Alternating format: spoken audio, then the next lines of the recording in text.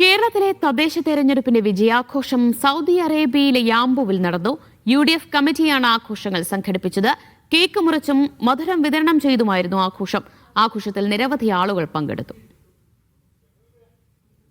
ഐക്യ ജനാധിപത്യ മുന്നണി അധികാരത്തിൽ വന്നിട്ടുണ്ടെങ്കിൽ കേരളത്തിന്റെ ആഭ്യന്തരമന്ത്രിയാകുന്നത് സി ദാവൂദാണ് എന്ന് വരെ ഇടതുപക്ഷ പ്രധാനപ്പെട്ട നേതാക്കൾ നടത്തിയ തെരഞ്ഞെടുപ്പ് പ്രചരണത്തിനെതിരെയുള്ള ശക്തമായ താക്കീതാണ് കേരള ജനത നൽകിയിട്ടുള്ളത്. സാധാരണക്കാരായ ജനങ്ങളെ പറ്റിക്കാമെന്ന ആ ഇടതുപക്ഷത്തിന്റെ അതിനുള്ള ശക്തമായ താക്കീത് കേരള ജനം നൽകിയിരിക്കുകയാണ്. യാംബു ടൗണിലെ റെയിൻബോ ബസാർ പരിസരത്ത് തടിച്ചുകൂടിയ UDF പ്രവർത്തകർ ആവേശത്തിലായിരുന്നു. തെരഞ്ഞെടുപ്പ് വിജയത്തിന്റെ മധുരത്തോടൊപ്പം പായസവും ചേർന്നപ്പോൾ മധുരം ഇരട്ടിയായി. കഴിഞ്ഞ ത്രിതല പഞ്ചായത്ത് തെരഞ്ഞെടുപ്പിൽ UDFന്റെ മൃഗീയ ഭൂരിപക്ഷം പ്രവാസ ലോകത്ത് നിന്നുകൊണ്ട് ഞങ്ങൾ ആഘോഷിക്കുകയാണ്.